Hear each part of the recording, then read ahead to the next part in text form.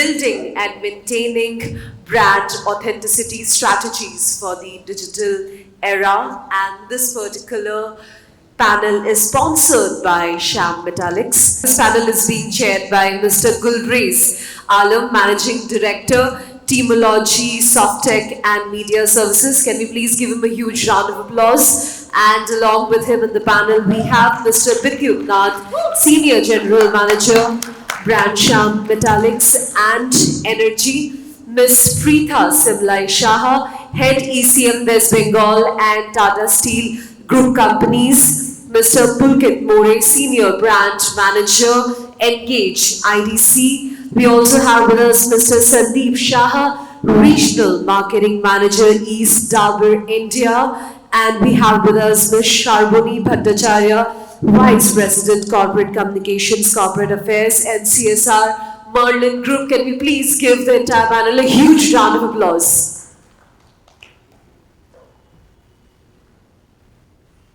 Hello everyone. So I'm Gulrez, co-founder of Teamology and Softech and Media Services. I'm into digital PR and SEO campaigns.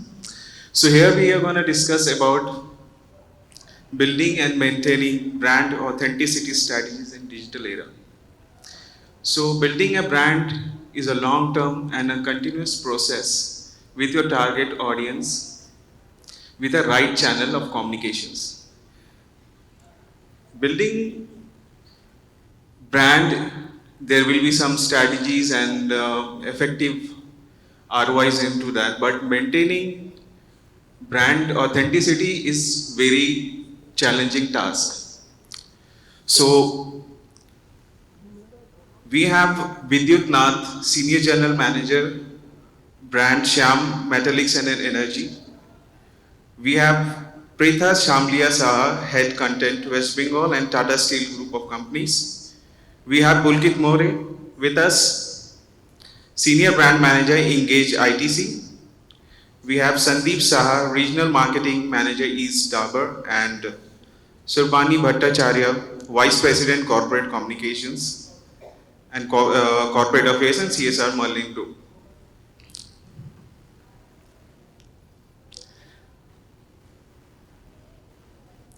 So as we here to discuss about the brand authenticity and maintaining the brand image, I would like to ask Mr. Preetha Saha for how we can understand brand identity and factors contributed for its formations.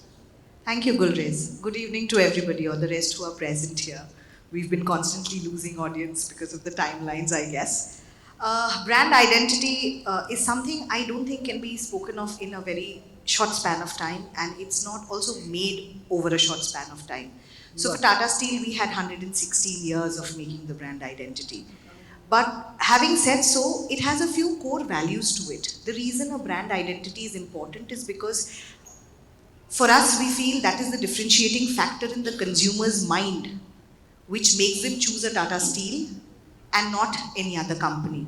It's also a differentiating factor where my core values come into play. My core values of integrity, sustainability, innovation.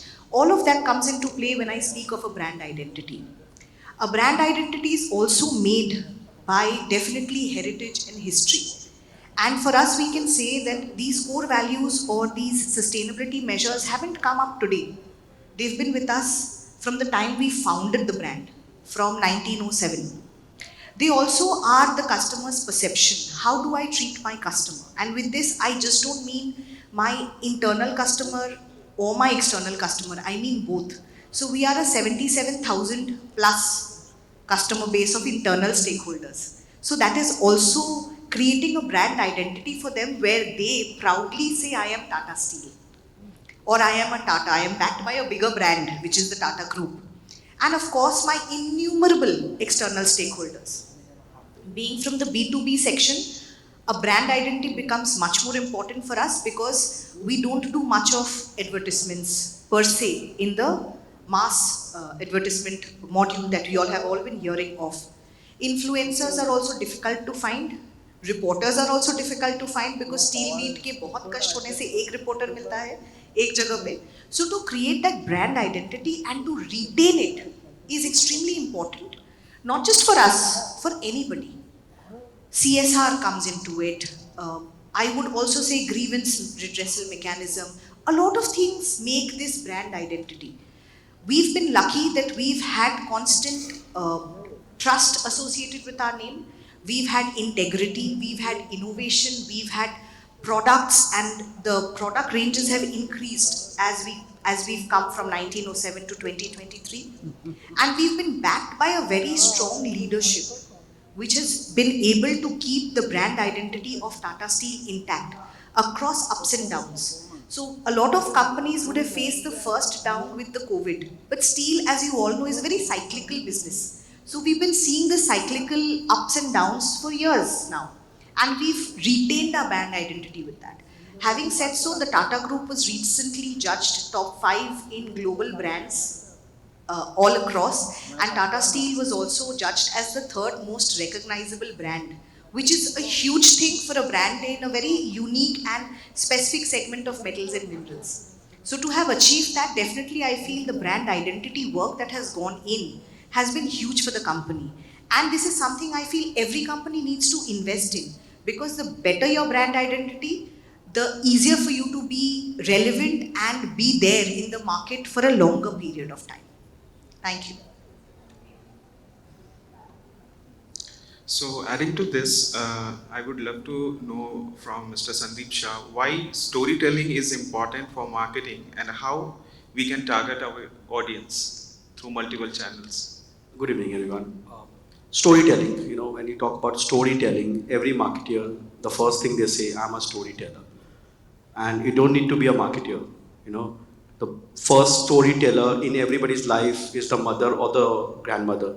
But to taking one of the line from one of the brands of Dabur, ये बात कुछ हजम नहीं हुई. The moment I say ये बात कुछ हजम नहीं हुई, and I stop for a couple of seconds, some stories must have come to your memories. When it talks about Hajmola, ये बात कुछ हजम नहीं हुई. There are so many stories that goes back of the mind, and we start connecting. Now, coming from the connecting point, if you don't connect with your audience, if you don't talk about something which they love, now, when you're creating a story, you again talk about a brand called Babul, which says, Subha Babul to din tumhara. We made an ad which talks about from a old lady who, who's having a toothache to a young kid. So there were different genre of people. We wanted to showcase in one communication the different genre of people to connect. Again, a storytelling having the same core of Subha Babul to din tumhara, but at different aspect. Where a young guy goes to meet a young girl and he's, he ensures that he smells good, from his oral smells good. So those things, connecting in different age group, that matters when you're creating a story. Recently, I'll just share, so I handle East region, and we wanted to connect to build one of the brands called Honey in Odisha. And when we talk about Odisha festivity, how to connect with people, the first festival that comes to the mind, which is Rath, which recently happened. But we went deep inside, we went to understand our consumer more, because when you're talking or you're telling a story, you need to understand your consumer, what they want to listen, or what they want to hear, or what they want to see. Are they able to connect? Are they able to relate? And if they're able to connect and relate, then only they will start liking you, loving you, adopting you, being, a brand equity for you. So we went beyond, we did our insight, and we got to find out that something called Pana Sakranti that happens in Odisha, core Odisha value. We even went on to read that, in Odisha, people make Pana, Bel Sharbat, and they go to harvesting. That is how the rituals are. And that Bel Sharbat is because it's built up with immunity. And Dabur, most of the brands talks about immunity, whether it's Chaman Prash or honey. So what we did, we went on to talk to people who are big influencers or big powerhouses in agencies who came on board with us with an insight that let's make Pana with honey, and converted honey into Bhalo Mitha, which is like bhalo mishti or better sugar kind of a thing. And then we thought, how will we do it? Should we do it in a Odia language and give a subtitle? The agency suggested, no, sir, don't give a subtitle. Odia wale logo jinko dekhna hoga na, wo usi mein hi dekhenge. So, and then we thought, how will we connect? Because it's a very old tradition, very core values, but this campaign got an organic view of 3.5 million. And Odisha again is a very low populated state. So those kind of stories, which brings, again, when you don't connect with your consumers, there are different, as a lot of panels, they talk about influencer marketing. A lot of panels, and I heard Preetha speaking about outdoor, I heard other people speaking about Gen Zs. So again, different audiences has different mindset, and then comes moment marketing. Every marketeers must be very eager about moment marketing. Aaj kuch hua, kuch dal dete hain, kal kuch hua, kuch dal dete hain. But then again, moment marketing, when the traffic is high, whether it's outdoor, which Amul does a lot of times, how do you connect? Do you really have the storytelling ability to connect to your audience? Yes, a toothpaste category may be used in a family, but there is a mother, there's a father, there's a daughter, there's a son, or maybe there's a grandmother. How will you create a story which connects to each of the audience? Right? There's a core value which holds on to it, and then bring excitement at different genres. Use festivals, or using different occasions, different environmental occasions, or even political occasions. So there the role of marketeers comes into play, but yes, keeping the brand authenticity. So when we did Pana Sankranti is a very pure subject. People take it as a very purity. So we connected with honey, which talks about purity, pure honey, 100% pure honey. So keeping our authenticity of purity at the core value, we wanted to engage with a particular set of audience, जिसके बारे में कोई बात ही नहीं करता. We were the only brand on air during Pana Sankranti in Odisha. So even we got a mail from the Odisha government, thank you for doing such kind of an activity, and I was applauded for that also in my company, and a lot of my fellow people have talked about. So those kind of an activity or those kind of a campaign as marketeers, storytellers will bring you more closer to the people. They start accepting you as a brand, as one of your family members or one of your close ones. That brings the love connect. And again, if you don't think from a consumer point of view, you cannot be a storyteller. Thank you. Adding to your points, as you handling East,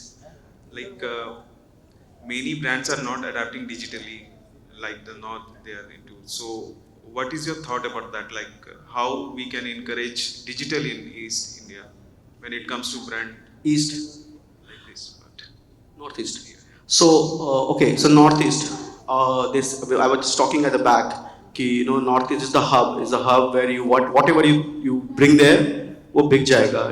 It will be sold. People will accept you, and it will accept you in a way कि आपको पहुंचाना पड़ेगा वहाँ माल. So the logistics issues. But a recent data, I'll just tell you, we do a internal data plus an external data also. Northeast, the consumption, TV consumption and the TV penetration is nearly 89%. Digital consumption is 78%. So even we are shifting our money from regional channel to local cables to cater to places like Meghalaya, Mizoram, and Manipur. Recently, Manipur, the media isolated completely because of political issues. But we have shifted to local cables because वहाँ पे ना dish पहुँचना बहुत मुश्किल है. So local cables we are using it, and we are doing a lot of digital and influencer-led, YouTube channels-led, because YouTube is very high. People consume a lot of YouTubes, and the best there is an insight. So most of the people have cars in Northeast. If you go to Northeast, smaller cars are big because they fly down from the hills, go back to their work. So, and when they go, though there's a driver, the rest of the people sitting in the car, they have only mobile phone in hand. Because they don't have any other, तो उनके लिए हमारे लिए जो scenery है, जो beauty है, उनके लिए वो regular things है, right? So similarly, and they love to cut. like they love to connect and they love to consume media which is core to their language. Today we know that, as one of Polemy rightly said that earlier, one ad was made and it originally would dub ho jata hai. I got a chance in the last 1.5 years to make at least 5 communication in 6 different languages. One for, हम बोलते हैं कि Northeast is just Assam. No, it's not Assam and Assamese. It's about a lot of languages. There's a local language called Kihi, which has been said in Manipur. Very less people know. So understanding, so again, how will you reach to them? It's about TV. They think that TV is the mass medium. But again, as I just mentioned about the data, digital is something which is rising. Again, if you see another data, the highest number of youngsters, as they say, less than 30 years of age, is more in Northeast. Right? They are into concert, festivals, outdoors, still. So those kind of data and those kind of an insight helps us to shift a lot of media budget from TV to local cables and as well as digital. So digital is a very high consumption. In fact, it's more than Bengal over there. Thanks, Sandeep. So, Pulkit is heading a very interesting brand engage. So, we would love to know like how we can build and maintain brand authenticity through influencer collaboration and how UCG along with brand content can drive authenticity into it. Thanks, Gulrez. Good evening, everyone. So, from selfies to collaboration, in today's digital world, I feel brands and influencers are a perfect match made in the hashtag heaven, right? So, I'll just give 3 tips how we can actually strengthen this match. So, whenever we talk about influencers, the first thing that comes to our mind is 1 million followers, 5 million followers, 15 million followers, and so on. While audience size and reach is important, as marketeers, we sometimes get too obsessed with it. It's also important to actually evaluate other metrics like engagement rates, the style of the content an influencer brings on the table. And most importantly, is he or she able to drive conversations with his TG? So that is also very important when we choose any influencer for a brand partnership. The second is, as marketeers again, while there are important brand guidelines, but we shouldn't micromanage an influencer. We should give them their creative freedom to integrate whatever brand or product we are planning to endorse in their innate style, in their innate content form. Because they know their audience best, they know what will work with their audience, what will give them higher engagement, and we shouldn't become too biased or carried away as marketeers with our products or our brands. And the third is believe in the power of local influencers. We may be surprised that the power of local regional influencers, even with less follower count, can do wonders for our brand to build credibility in that particular geography or area we want to focus on. Right. Coming to the next pillar, which is the UGC, user-generated content. What UGC helps us is to actually foster a community and add that layer of authenticity with the community. So we should actually encourage users to give testimonials or videos or statics for that matter, integrating our brand. And what we can actually do it with the best UGC, we can actually portray it on our websites or on our social media handles or offline marketing activities and platforms as well. I'll give you an example from the brand I handle. So for the longest time, the fragrances as an industry talked about visual thirst traps or DOs to make women drool. Engage as a brand is positioned around playful romance between a couple. So we broke the clutter and we launched this one-of-a-kind UGC campaign to invite young writers to share their micro tales of love. And the best entries was then curated into a book, which was done in collaboration with one of the best-selling romance authors, Tata. And this is the 4th edition of the campaign. So what actually helped us as a brand is that it helped us build a vibrant community of young writers and gave a new lens to the industry as well when we talked about fragrances as a category. And one more thing it did is, it was not a one-time campaign. It was a sustainable brand asset, which till date we are continuing with evolving digital needs or themes as we go on ahead in the digital ladder. Finally, coming to the power of content, just one of the things which brands can actually leverage is giving consumers the behind the scene experiences. It could be about the manufacturing, the production process, or the day-to-day operations. It just gives that layer of credibility and authenticity of what goes into making that brand or product. I'll just give you a small example of Ashirwad and how in their communication of Atta, they actually leverage the entire manufacturing process of what goes into making those fluffy chapatis which we get, right? So these things are some of the things which actually can help any brand or marketer build authenticity with their audience in the ever-evolving digital landscape. Thank you.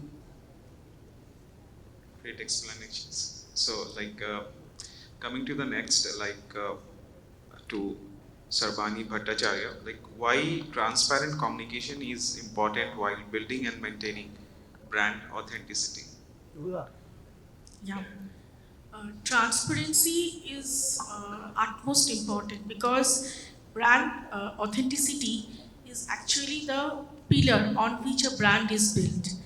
And for that, to build trust, transparent communication is the key. And transparent as well as sustainable communication is the key for building brand authenticity. I come from a real estate background, that is Merlin group of companies. So when it comes to real estate, there the transparency in communication is extremely important, as the buyers, they are taking a very important decision of maybe the lifetime decision for buying their flat, their dream home. So in that scenario, the communication when we make through our brochures, through our marketing collaterals, even through press releases, that should give a clear picture, clarity to the prospects who are thinking of buying the projects. So, for example, just to give you an example, a lot of real estate companies give advertisement in the newspapers or in digital news media regarding the location, because the location actually determines the price of the property. So if you, like for example, if you have given that the project location is 5 minutes away from metro station, then it should be 5 minutes away. It should not be like, but when the customer comes to the site and sees that it's actually not 5 minutes, it's actually 15 or 20 or half an hour even. So then that creates lack of trust. So in real estate, trust is a very important factor. And for real estate players like Merlin, that stands for trust for the last 4 decades. And we always deliver in time, we commit. We commit and we keep our commitment, and that gives a trust. As far as communication, transparent communication goes, since I am from public relations background, and I handle several brands of Merlin, that not only real estate but also malls, then resorts and social clubs. There we have to be in constant touch with the customers, prospects through digital media. And there we use influencers on a regular basis. We use regular content, highlighting the offers of the mall or the resorts, different, and the content has to be we also give the customers lot of opportunities to interact. And we also use user-generated content like testimonials, because testimonials of what people believe. The seeing is believing. So we use that also. And as far as real estate is concerned, during pandemic we have utilized lot of digital media. The virtual reality, AR and VR is utilized for, because though still I believe that people still goes to the place, site, and before taking the final decision as a big decision, buying a home. But still, during pandemic, we utilized that digital media, and that right now Merlin is going digital very much in terms of communication. And apart from that, regarding sustainable communication and transparent communication, I feel CSR is a very important tool for brands to communicate to the generation, to the customers, even Generation Z, that they are very much, they prefer those brands that are connected with a social cause. So, for example, for Merlin, what we have done, though we are in the real estate space, the construction creates pollution, but still what we have done, we have taken up a project in the field of environment involving waste management. It's an integrated waste management project. We have collaborated with an NGO that's name is Kolkata Society for Cultural Heritage, and that organization helps us in working in a residential plot where they have engaged self-help group people, and they collected waste, solid non-biodegradable waste, and then they underwent some training and they convert those waste into reused products, and those products are now being showcased in zero waste shop in Newtown. So this way we have like this Merlin is now known as a company which is also conscious about the environment and the impact of environment and sustainability. Recently we did a workshop with Dabur University where the Department of Architecture, they did a workshop on building habitats for the birds. And there, our waste products collected by the self-help group women in that Newtown project, that was that they used in building birds' habitat, and that gained huge positive media coverage, and which I believe that builds lot of brand authenticity.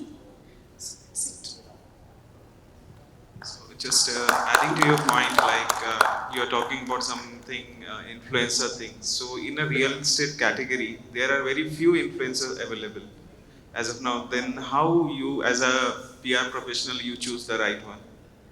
In a real estate, actually, frankly speaking, we have not utilized much real estate influencers, but sometimes we used influencer like Bongai, we used for one of our projects. But frankly speaking, real estate influencers are not many in Calcutta. Mostly they are national.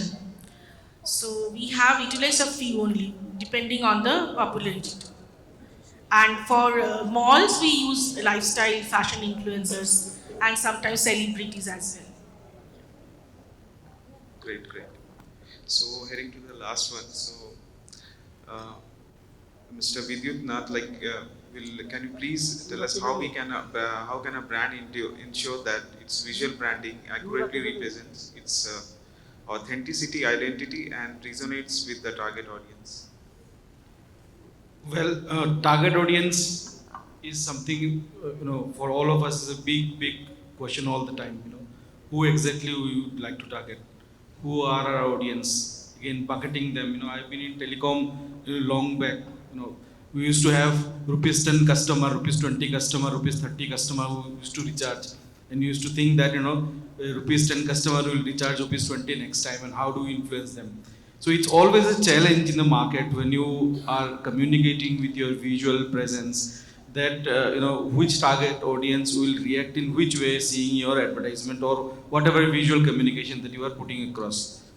So it is not just a challenge, but then it is also a matter of research and always being innovative, because even if we see a hoarding for 21 days, after 21 days it becomes a blank spot, we don't look at it anymore. So what is next? So in digital domain, it is even more rampant, because every day, as we know that, as we scroll, it is just few seconds that you take for creative to register in your mind. So what visual would you provide, and for which audience, what kind of elements would you include in that visual is a continuous process of research that goes on within the brand team, which is working hard at the back. So the key is customization. It is absolutely customization which works. You have to, like I just said, telecom days we used to bucket each of the consumer segment. Similarly, when you have so much of a audience to target to, right from, as we say in our company, ore to metal, we deal in ore as well as in metals, in finished goods. So this is a segment wherein we are dealing B2B. There is a segment where we are dealing B2C.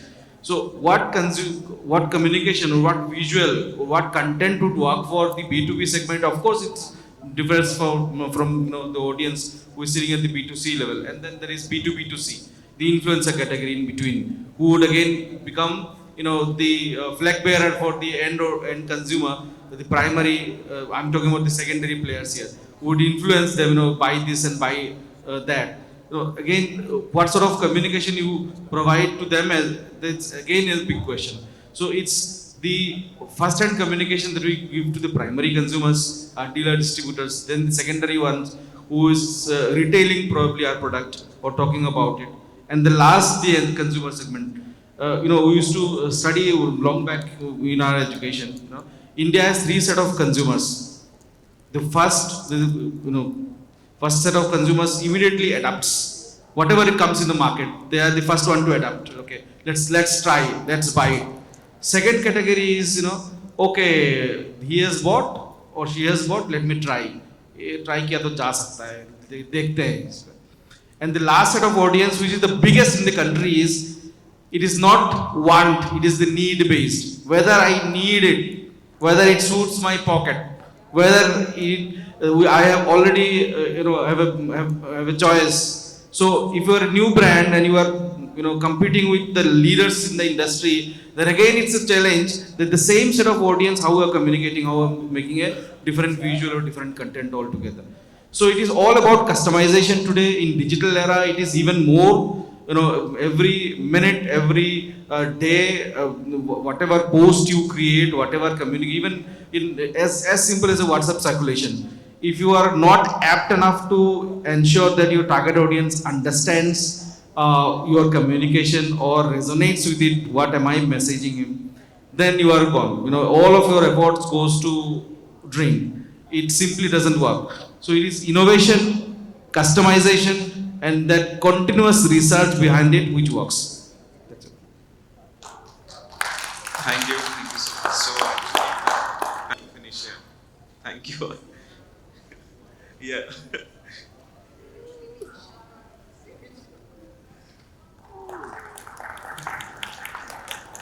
Thank you so much for joining us for the panel discussion.